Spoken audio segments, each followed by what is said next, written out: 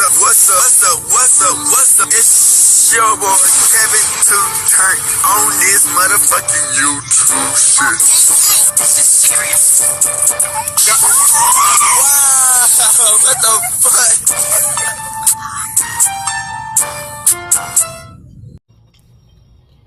What's up? What's up? What's up? It's your boy. Catch y'all on YouTube shit. Hey man, say man, we are Today, Ninja Team man, turn. Today, it's motherfucking day. Straight hood outside, Carib, Crip shit man, gang shit, hood and outside shit man. Hey man, say man, free Palestine, free Congo, Russia do your thing, and Texas stand the fuck up man. Hey man, say man, each day a new day to be a better version of yourself. Never let the past hold you back. Never let somebody bring you down. Always remember, don't let nobody tell you who you is, and never put yourself in a position where you don't belong. Gang. Country as a Hebrew Israelite, man. The genocide on black Hebrew Israelites in America, man, been going on for a long time. And we finna look into this shit, man. I hope y'all enjoy these videos, man. Make sure y'all like and subscribe. Share the video out, man, for the movement, man. And let's get into it. Alright. Today, it's a motherfucking day. Straight hood outside Crip shit, man. In the game. Hey man, say man, we finna talk about this shit, man. Now, y'all know that us black people, Hebrew Israelites, been through so much in American history. They try to whitewash our history. They try to destroy what we got, keep us in slavery, and take everything that we got. Now, every time us black people unite and come together, it's a problem. But when we kill each other, it's not a problem. But when we unite and come together, it's a big problem for the white people. And this is an instance of this. Tulsa, man. Tulsa Massacre.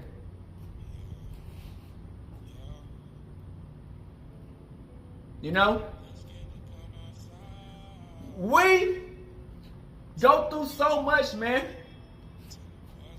It's like we build up black influential places type shit for us to succeed, for us to be by ourselves, for us as black people who can relate to each other, build our own success. The white man, the white people hate on everything that we got fucking going. They hate and hate and hate on everything black people got going for ourselves. They try everything in their power to keep us in this same rat race, this same rotation of us taking each other out. But when we want to succeed and win, they destroy us. I'm getting sick and tired of this big fucking shit, nigga, bullshit. Every time we seem to make it and do something, they want to find ways to kill us. They usually try to get us to go against each other, using informants, FBI informants, all types of motherfuckers working for the feds to take us out. But now they show these are some of the true times. They show their true colors of how they hated us, and they still hate us till today. Black Wallstreet. Reparations. They've been fighting for our reparations. For the reparations of Tulsa. The victims that been going through that pain and struggling of what it used to be. Got denied. They reparations. They lawsuits that they put against the white people who killed all them people and Black Wall Street didn't even get charged for what they did against us black people, Hebrew Israelites, the real Jews. Y'all don't understand how deep this is, nigga. So we got the videos of the person talking about how they didn't even give them. This just happened recently. Like a few days ago, or them denying they lawsuit over some racist ass shit, nigga. Fuck these racist ass motherfuckers, man. American KKK, you's a bitch.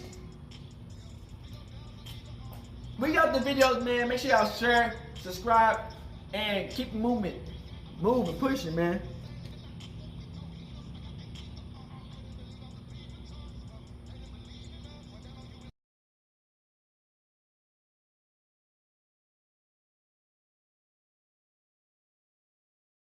I'm a survivor of the Tulsa race massacre. I'm here seeking justice, and I'm asking my country to acknowledge what happened in Tulsa in 1921. The night of the massacre, I was awakened by my family. My parents and 5 siblings were there. I was told we had to leave, and that was it. I will never forget the violence of the white mob when we left our home. I still see black men being shot, black bodies lying in the street. I still smell smoke and see fire. I still see black businesses being burned. I still hear airplanes flying overhead. I hear the screams. I have lived through the massacre every day. Our country may forget this history, but I cannot. I will not. And other survivors do not, and our descendants do not.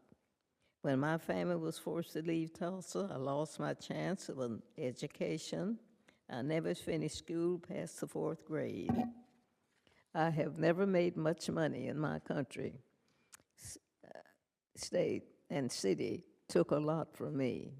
Despite this, I spent time supporting the war effort in the shipyards of California, but most of my life I was a domestic worker serving white families. I never made much money, but to this day I can barely afford my everyday needs. I'm asking that my country acknowledge what has been happened to me, the traumas and the pain, the loss, and I ask survivors and descendants to be given the chance to seek justice, open the door. For 70 years, the city of Tulsa and its stream of chumers told us that the massacre didn't happen, like we didn't see it with our own eyes. You have me here right now. You see Mother Randall, you see my brother, Hughes Van Ellis. We live this history, and we can't ignore it. We lost everything that day, our homes, our churches, our newspapers, our theaters, our lives. Greenwood represented all the best of what was possible for black people in America and for all the people. No one cared about us for almost 100 years. We and our history have been forgotten, washed away. This Congress must recognize us and our history. For Black America, for the white Americans, and for all Americans.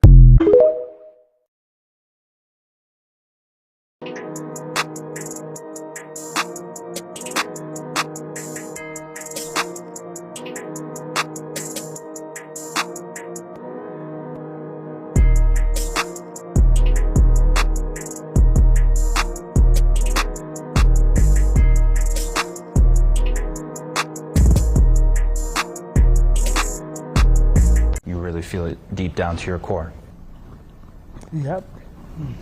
It's been a long time coming. Long time coming. It's gonna come. A change is coming. After decades and decades of trying, this is just for a chance. It's not, this thing never happened like this before. You go back 100 years. Why we're so happy today, because of the first time in the history of this incident, which is over 100 years old, we are able to move forward to discovery. to learn more about this incident and hopefully get the remedy that we need. We're not through yet. That's right. We just started. That's right, Uncle Red. They used to tell me, my nickname said, Red, you talk too much. Oh, I don't talk enough. I don't think I talk. And I got a chance to talk. And you won't stop till it's finished? Won't stop till it's finished. We'll not stop. We're going to keep driving. I'm going to be 130 years old. I'll be here a long time.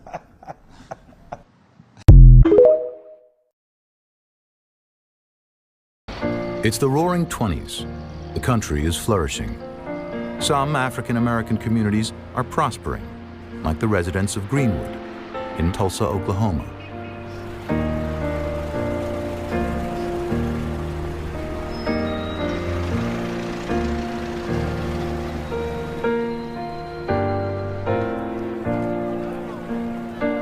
A remarkable Baptist pastor named Solomon Sir Jones is the pioneering filmmaker. His footage was lost for more than 50 years. Jones captures the bustling life of Greenwood, which could be any American small town.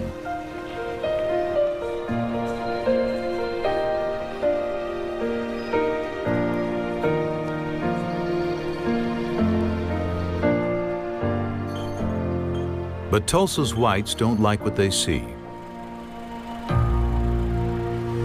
In May 1921, after a black man is accused of assaulting a white woman, a white mob rampages through the city. For a night and a day, they loot and burn Greenwood. A Fox News crew captures the only surviving footage. It is the bloodiest racial massacre in American history, leaving nearly 300 dead.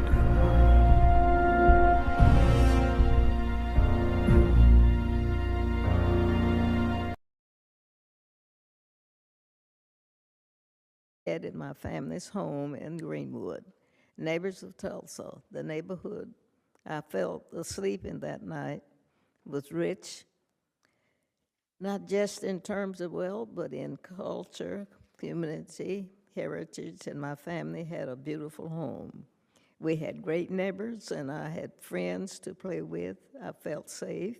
I had everything a child could need. I had a bright future ahead of me. Greenwood could,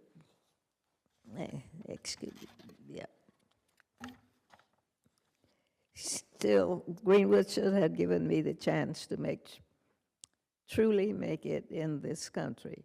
Within a few hours, all of that was gone. The night of the massacre, I was awakened by my family. My parents and 5 siblings were there. I was told we had to leave, and that was it. I will never forget the violence of the white mob when we left our home. I still see black men being shot, black bodies lying in the street. I still smell smoke and see fire. I still see black businesses being burned. I still hear airplanes flying overhead. I hear the screams. I have lived through the massacre every day. Our country may forget this history, but I cannot. I will not, and other survivors do not, and our descendants do not. I am a 107-year-old and have never seen justice. I pray that one day I will. Fans, we are so honored to have 2 very special guests with us here at Paycom Center enjoying tonight's game. 107-year-old Viola Fletcher and her brother, 100-year-old Hughes Van Ellis, 2 of the 3 known living survivors of the Tulsa Race Massacre, enjoying their very first NBA game. I was pleased and appreciate being invited to come. First time I've ever seen a live basketball game. So I enjoyed it. I'd like to see another one. It's such an honor to have you here with us. Thank you so much. Fans, please, one more time, for Mother Fletcher and Uncle Red. A New York Times piece on a 100-year-old survivor of the Tulsa Massacre. And my question was this: What's the Tulsa Massacre? How is it that it wasn't until 2 years ago that I heard about the Tulsa Massacre? How is that possible? I've heard about Custer's Little Bighorn. I heard about the Alamo. I heard about the Triangle Shirtwaist Fire. I heard about all kinds of disasters in which people died. But I had never heard about this thing that happened in 1921, only 3 years before my dad was born. One of the most successful black communities in America, Blacc Wall Street, in which everybody was not only burned out of their homes and their businesses, but then driven out of the city limits by an angry mob of, I'm sorry, white people. How is it that this was not taught to me? Because I tell you, at the age of 10, when I was in 5th grade, living in Oakland, California, that would have been a moment of enlightenment for me. And it made me mad. It made me mad that somebody had somehow made an editorial process of what was appropriate for us to learn about our own American history. It made me angry. And it took me 54 years in order to find this out. It's not right. It's not right, and it's doing a disservice to all of America.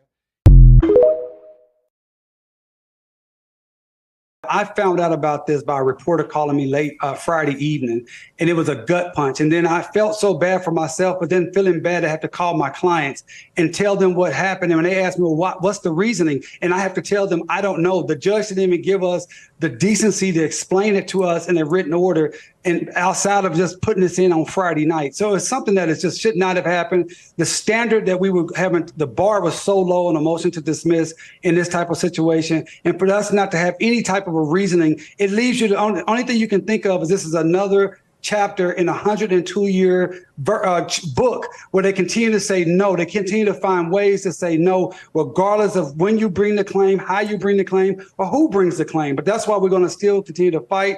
We're going to appeal this case. We're going to look at other avenues to get these people justice and the entire black community from Greenwood, because this is a case that impacts all of black America's racial justice claims. As you stated, Joy, we have living survivors, we have video, we have pictures, we have millions of dollars in insurance claims, and they're still going to say no, this cannot stand in America. And I ask everyone that believes in truth, justice, and reparations for these survivors and black folks to join with us at Justice for Greenwood, justiceforgreenwood.org. Get with us, stand with us, and let these 3 survivors know that they have a nation of people that's not just praying for them, but is actively in the fight for justice for them. Absolutely. And, please pass along to Uncle Red and to Mother Fletcher and to the other wonderful survivor.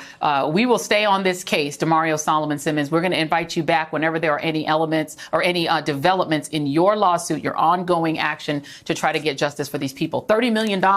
They pimped their tragedy for money. And I think that Tulsa needs to step up and do the right thing. And we're going to stay with it until they do. Thank you. That's tonight's Readout. Crazy. Y'all been hearing about what's going on with Tulsa race massacre? That they're not even trying to give these motherfuckers their reparations lawsuit, man. This shit in America is crazy, man. There are public schools that are blocks away from where this happened, and there are kids that have no idea that this happened, that this horrible, racist, vicious massacre of hundreds of people happened right there. They in their city. a black person succeeding and winning. They gotta try to take them out. Says the most beautiful city, the oil capital of the world, the blessed place to live and all that. If they keep digging up this right, somebody might think it's not so good. It only took 18 hours for a thriving, bustling black community to get be taken down to so ashes. 300 people were killed. Over 4 miles of 36 square city blocks destroyed. 600 businesses destroyed. 1,256 homes destroyed. I say all the time, Greenwood is the oldest and largest crime scene in America. There are people who have eyewitness testimonies, their descendants are saying my dad told me that he helped to load bodies onto trains headed That's north, what they do for fun around this bitch. Kill black people, else, so that there would be no accurate count. White people, black people, it don't matter. To hide it. They gonna kill all black people. And make it like it never was, but it's one of the worst we've ever had. And there's so many of the people that lived then, they're gone. I just can't imagine it. I just can't imagine what it was like for them. And it took a lot of bravery to get out there and tell their stories as well. I hope that we don't take this history and glaze over the things that are difficult to talk about. Life is difficult. You have to talk about the things that impacted people heavily, and this is one of them. This is not just a Tulsa exclusive conversation. People in Washington State, people in Florida, people in Maine should know about the Tulsa Race Massacre.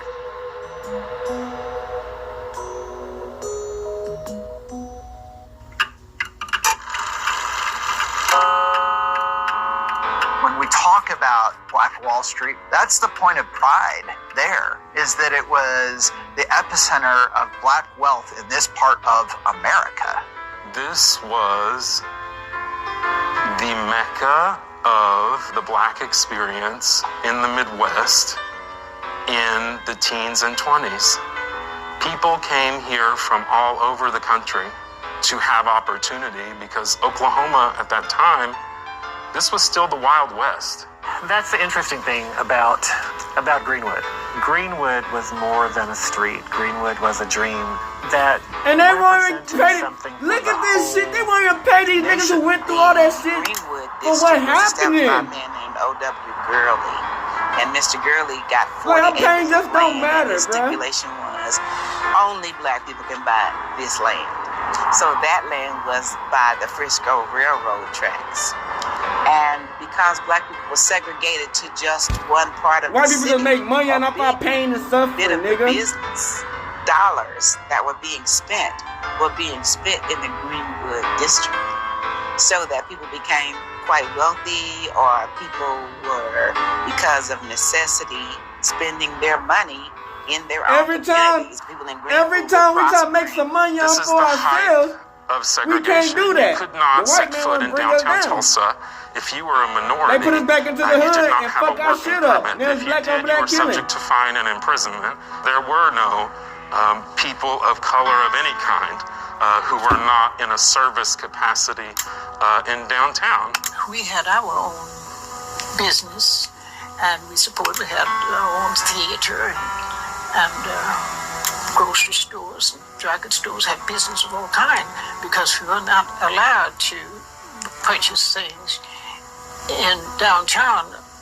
But because of that prosperity that was happening in the community, that also becomes a tension of jealousy. And so KKK ass motherfuckers. Based on race. A lot of white people were looking at this affluent community They set up all this and wanted shit, to get rid man. of it, wanted the 12 it work to be for the wiped off the government. face of the With earth. the KKK, why How they does not this set happen? this shit the It fuck up, really nigga? just 12 takes can do one anything. spark. It started in the Drexel building with a shoe shiner. No, I'm a cop though. named Dick Bitch, Rowland. you still the KKK. Him and Y'all can set a up white everything. elevator operator named Sarah Page. So why would I want to set up another black nigga to die? Because he got a lot, got some clout and money on. Getting on, stumbles and grabs her hand. She screams, and someone hears this, and this is reported as an attack. And so this creates the narrative going through the community that a black man has attacked a white woman. So, the white community comes in big numbers when he's arrested because of this. We see a black mob thinking that Dick Rowland is going to be lynched instead of see his day in court. We see white mob come to meet that black mob. There was a shot that was fired, and then the massacre broke out. They started shooting with one another there on 6th and Bowling, of course. When they started shooting, everybody scattered. Negroes decided that they were going to stop at Frisco tracks in Cincinnati and make a stand.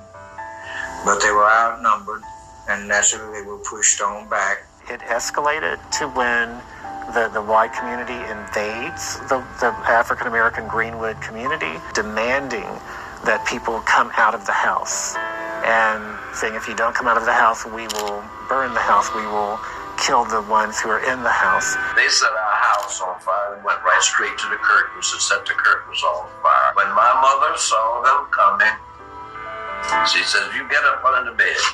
I was shot at. The bullet hit the wood and the splinters slipped into my arm. I saw where it was coming from, and of course we tried to return some of their courtesies. I remember seeing people get shot. A lot of the eyewitnesses talked about bombs dropping from the skies. Airplane came and dropped. Yes, we would call them fire bombs now, gasoline in jugs, set them afire, you know. So that's how the blacks were driven out of Greenwood. Their claims over the years were refuted. It's the conspiracy of silence.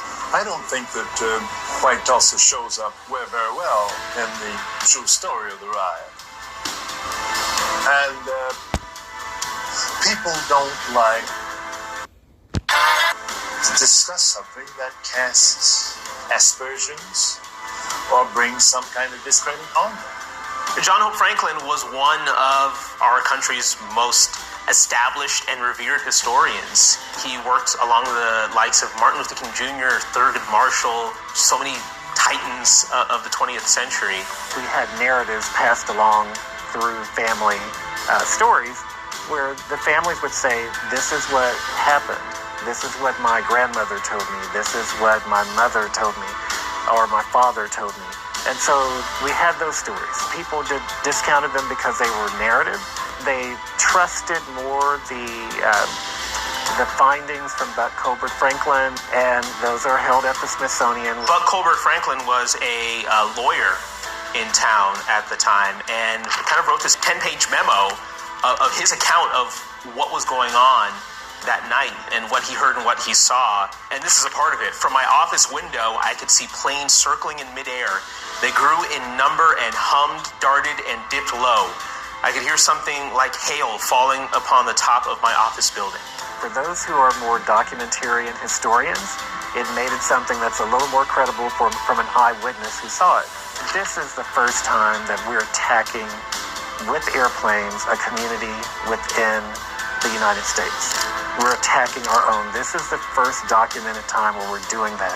Initially, the death toll was around 36 people killed in the massacre. But in 2001, you had the release of the Tulsa Race Riot Commission report, and the estimates there put the death toll upwards of 300. So 10 times the initial amount of people killed in this massacre, potentially. No one was spared. This was, babies were attacked, children, adults. And there was never anybody brought to justice. No white Tulsans were arrested or charged with anything. Hundreds of people died, thrown into a mass grave, their property destroyed, and nobody has ever been held accountable for it. We were just roaming around out in the woods out in North Tulsa. Much of the area, the 35 to 40 acres, had been burned down. Hospitals had been burned, so there was nowhere for the African American community to go. And this happens over an 18-hour period. In the aftermath of the massacre, thousands of survivors were rounded up and brought to these internment camps. And among those people was Mabel Little. And she told us about her experience when KOCO spoke to her back in the 80s. We left our home. We went north. See, we kept going north. And until the militia came, they came, they brought us back in trucks. My husband's uncle was put in an internment camp, and a white man had to sign for a black person to get out of the camp. And a white man said, "This is my brother," so he could get out. When a community is burned, everyone can see it, everyone can smell it, everyone can see the effects of it the next day, the next week, the next month, the next year. Everyone was affected. We've owned this parcel of land, 309 North Greenwood Avenue, since 1908. We are the oldest continuous landowners in the entire Greenwood district. Our basement is the only thing that survived the worst race massacre in American history. They didn't wait to rebuild right away. They still saw fit to come worship God. A week later, they were taking communion in whatever was left of the basement of their church. And it just shows just how much of a refuge that place provides to people in the community, even to this day. The basement surviving in the midst of this racial tragedy, I feel it's just the divine power of God. I know that there was some architecture ingenuity involved in it, but he chose Vernon. And he chose a basement. It reminds me of the text that says, the stone the builders rejected has become now the chief cornerstone. And so I think Vernon was spared to show God's glory. Reverend Dr. Turner took me down to the basement, and you could see in the basement a window that was still there where he said people that were escaping the massacre came through to hide from the angry white mob. Mecca is our weekend evening anchor here at KOCO 5. She's been here longer than I have. Well loved and in the community here. Very connected and plugged into the community. I knew more about the Tulsa Race Massacre than I knew. Downstairs, they have jars of soil where people were killed. They may not have been able to save people. They may not have been able to give them the proper burial, but what they could do was take some of that soil and save it and be able to share part of that story in that way. And that's heavy. I think that's what I felt walking through the basement of that church. They weren't going to pay the people who went through the pain. Heaviness of I swear, man, of what hatred can do. It was a surreal moment. You knew that you were standing in the middle of history. You were standing in the middle of sacred ground.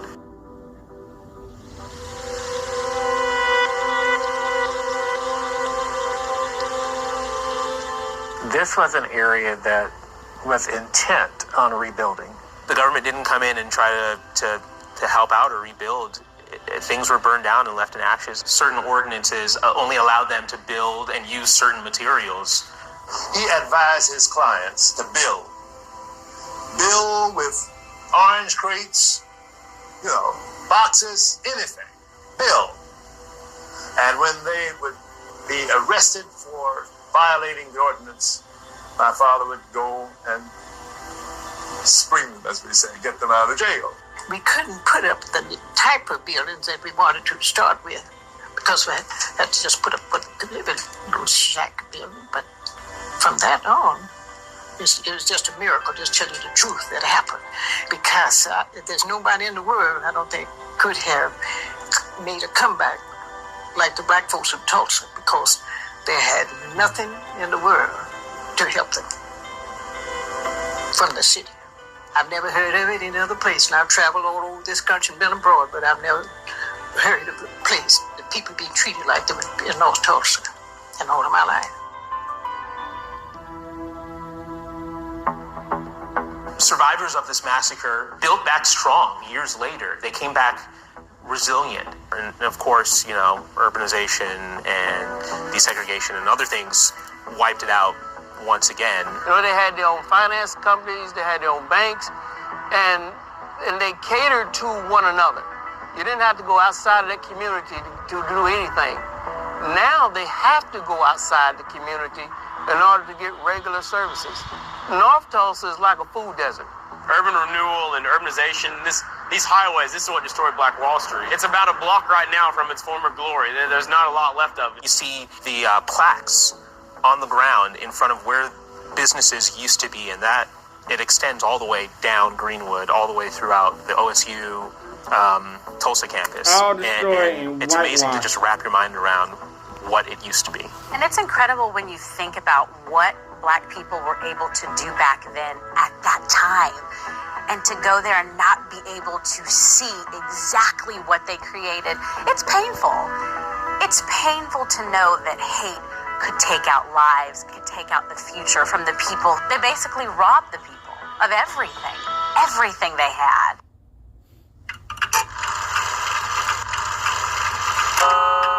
As an educator, does it frustrate you to see how many people don't know about the Tulsa Race Massacre?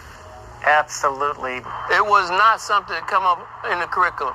It may be something now. They don't even talk about it in the history books about Black Wallstreet. They don't talk about this shit. I learned about it through work. When I learned about it, I was embarrassed that I didn't know about it. Exactly. Then the more that I learned, I was shocked to find out that most people didn't know about it. I've been in Oklahoma for about 6 years now. You had generations grow up in this city who never heard about it. I didn't hear about it until I was in my mid-20s. And now there's been more written about and reported on this event in the last 5 years than there were in the previous 95 years combined. Once it gets spread outside the community, then it's going to be too hard to keep it down, too hard to suppress, and then you got to deal with it. There's a push by the library system and others in the community to incorporate this into the curriculum, to get education kits out to teachers that may be struggling with how to teach the massacre, especially to younger kids. We should know our history, and Black history is history in general. I think it's important also for young Black children to know that they stand on the backs of people who were incredible. They built up a city that was Wakanda before Wakanda. I've seen the portrayal in Watchmen. I remember the night that aired, Twitter was just a buzz. People were saying, wait, this actually happened in America? There were people that were asking questions. National news outlets started to do stories. I thought that was amazing. The power of pop culture, bringing things to light to an audience that may not necessarily go out and seek it themselves. Lovecraft was unique and excellent. You know it's bad when you in that own city and don't even know it was the Black Wallstreet. That's crazy. There are people who learn by seeing. Kinesthetic learners, they learn by doing. You in the city that got burnt down, they didn't even know it was a Black Wallstreet that got burnt down. The message out. And so I appreciate that, and that all moves it forward. With it being the 100-year anniversary, I feel like there are a lot of people who are interested in supporting the things that are happening here, and it's awesome to be sharing this history, and everybody needs to know. What happened in the race massacre is that civil order completely broke down and was overwhelmed by hatred, and people lost their homes and their lives as a result of that. And that is absolutely something that can still happen today. You look at, just tying it into today, the George Floyd verdict, the Derek Chauvin trial. You look at the police narrative that was put out after it, completely different than what you found out in the trial and what people shot on their phones and what eyewitnesses saw. And that just shows how important it is to speak your truth. That's all we have in general. We just make it official, whether it's a television station, a magazine, or a newspaper. That's a conversation that we've had. That's a story that was shared. So we know how important the stories and the eyewitness accounts are to share from person to person to person. We just get to do it in an official way. For so long, what happened here on Black Wallstreet went untold. Fear and unbearable pain in the aftermath. The language has changed now. Nobody in civilized company, as I like to say, refers to it as a riot anymore. Pretty much it's always called what it is, a massacre, really attempted genocide. The Library of Congress and the University of Oklahoma got the name officially changed in the United States of America from the Tulsa Race Riot to the Tulsa Race Massacre. Why has it been called a riot all these years rather than a massacre? It's good to see those changes. What happens next is the question. I'm hopeful, I'm optimistic about it, but it's a slow process, and I'm sometimes discouraged about the slowness of the process. We haven't had a district attorney in our city's history that's ever even investigated the race massacre. We haven't had an attorney general in our state's history that's ever investigated the race massacre.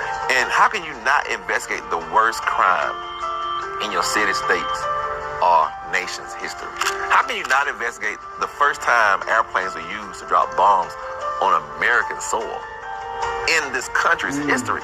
For the first time in Tulsa's history, a sitting mayor has agreed to do mass grave excavations. People are seeing how much of an injustice and how much of a tragedy this was. People are finding that courage to speak up, and they're using that to help guide their search for where to look for people, where some of these bodies may be dumped. We've heard stories about bodies being dumped in the Arkansas River, people being driven out of the state to other places and being dumped outside of the state. We've collected those stories, and they're really helping guide a lot of the search that we're doing, trying to find the mass graves from the 1921 Tulsa Race Massacre. Oak Lawn Cemetery, which is a city-owned cemetery, was the main cemetery for Tulsa in 1921. We were looking for individual graves in there, doing test excavations, looking for individual unmarked graves of people, and came upon a mass grave of people. They were all put in at the same time, and They are directly next to the only two known marked graves of race massacre victims. We will start an exhumation of that site. Best outcome, as far as we're concerned, is that DNA could be identified within these remains and we could find their descendants, and these descendants could finally know what happened to their ancestors who disappeared on that night a century ago. I think reparations is a big conversation right now, and I know there's conflict there. Speaking to the mayor on the other side, though, he said it would require them charging a tax, probably, or raising taxes on people and taking that tax money in order to pay reparations. And there's another notion of reparations, which is around acknowledging that there is a disparity in Tulsa between the lives that Black Tulsans have had the opportunity to live in the last century and the lives that white Tulsans have had the opportunity to live in the last century. We're very focused on the plan that we've created. It's called the Resilient Tulsa Strategy. It's the city's first ever strategic plan to address issues of racial disparity in our city. These buildings didn't burn themselves down. Fuck, nigga, that's the first time themselves and dumped their bodies in mass man. graves. People did that to people, and those folks who did it never have ever been charged with a crime. Nothing. There is no expiration date on morality. If we can admit the Tulsa Race Massacre, which is one of my biggest fights now, is wrong, then why can't we also agree that something ought to be done to atone for it? Atonement is synonymous with reparations. We have a petition on change.org. We have now over 25,000 signatures.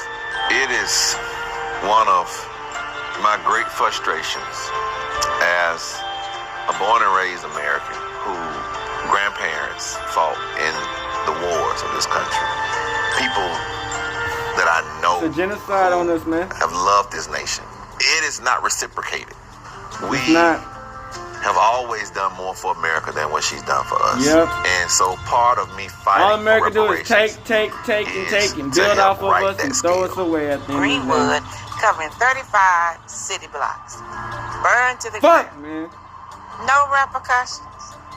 These white people You don't just get could do that. know how to do shit, nigga. Who are saying They kill there us need and to do be all shit, set us up, kill us, to the people. get our What people to kill each we other, hear you saying. and then what? Nothing You happened to make these reparations to other motherfuckers. groups. Instead What they will just you dying. to make reparations for this. So there's hope, and I think every step helps. We have the Greenwood Cultural Center. We have several other locations like Oklahoma Center for Community and Justice that does a lot of reparative work. Even the churches, they're doing work to bring communities together to say, what can you do to make this better? John All we Frank got Laporte is God. Yeah, acknowledges that Tulsa has a very bitter past when it comes to race relations, People don't even, reconciliation, the sad part, people don't even know about it getting in their own everybody to cooperate city. and move together towards a brighter future, and that's ultimately How you don't even know about it in your part own and what that city? space That's is how they be trying to hide our shit, whitewash our shit. It's something we must live with, both good and bad. And the bad history helps us overcome it, and we can then perhaps make good history. So we have to look at the past as it was, and not as we wished that it had been. Yeah. Shout out to everybody who made this video, man.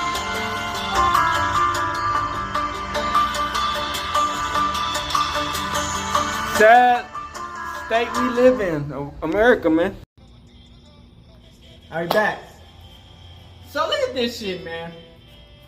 We finally get back to a time where we can use what they give us to fight back. But do y'all really think these white people finna help the people they done crucified and murdered and massacred, hung to death, burnt up, gave they fucking food, bones and body to the fucking dogs, and they used to eat black people? You think they finna? Yes, white people used to eat black people. Well, still do till today. Organ harvesting, all type of shit, eating babies and shit. These white people. You don't think these white people finna figure some way to help support the black community, the Hebrew Israelites, after everything, every atrocious, horrible, hateful thing they done against us? You get what I'm saying? really think these motherfuckers finna help us? Y'all think it's really just us black people killing each other? Set that fucking shit up, nigga. Look at what these motherfuckers done to us. They took us out. Still to today. Using us to go against each other. Using the try to kill us. Using the government to inject shit into us. All types of weird ass shit. We can't forget about what they done to us, nigga. We can become a better person each day and move for the future and the past, but we ain't gonna never let the shit that affected us down. We always gonna build off that shit and tell niggas how we really feel. Y'all can't keep on treating us like this. Only people who benefit off our shit is the white person. Y'all lock us up. Y'all make rules that go against us. That command us to do certain shit. To go to jail and get killed. All types of shit. Election church. Y'all do the same damn thing. And y'all don't nothing happen to y'all. Y'all get political power. All types of shit to kill us. That was literally the government. That's literally the first genocide. Well, I mean, it was already genocide. They tried to take us from Africa. They killed us. They killed so many people. All this shit that past time happened. They been done this shit. And it's funny, though I stepped in and talked shit when we was getting killed.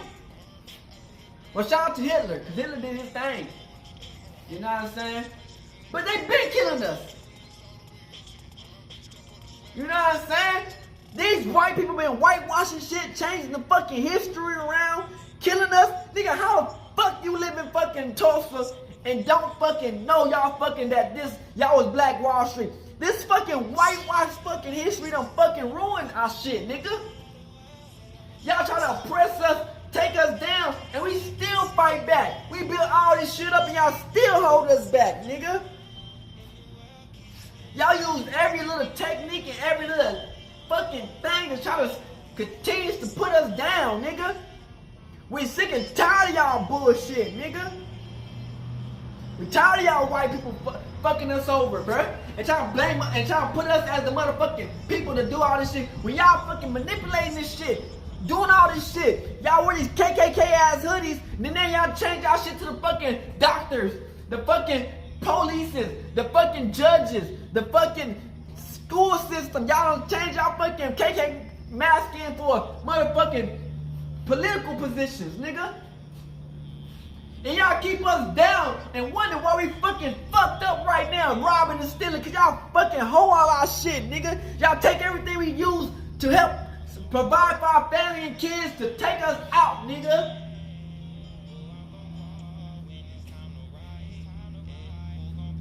Y'all don't fight for us, we fight for ourselves. Government don't fight for us, why the fuck would we go out here and fight for y'all pussy ass motherfuckers? Our fucking blood is drenched in that fucking flag, nigga. And y'all don't give a fuck about us, nigga. Fuck y'all think we finna fight for y'all motherfuckers? Y'all gotta be goofy ass motherfuckers. Wake the fuck up, black people. All we got is ourselves, nigga. We can try to go use this damn weak ass system they done gave us to try to fight against them. It's not finna work, nigga, because they control this shit, nigga. The racists run deep in these white people, man. And then they get mad when we stand up for our fucking selves, nigga. When we speak out what's really going on, how we really feel. Y'all feel some type of way. Nah, bitch ass niggas. Y'all been showing how y'all really felt for all these fucking centuries and shit. Killing us and shit, nigga. Thousands, hundreds of years of killing us and shit, nigga. Hiding all the truth. All this fucking whitewashed bullshit. Got these fucking retarded ass, dumb ass niggas believing y'all whitewashed, fake ass, fairy tale ass shit, nigga.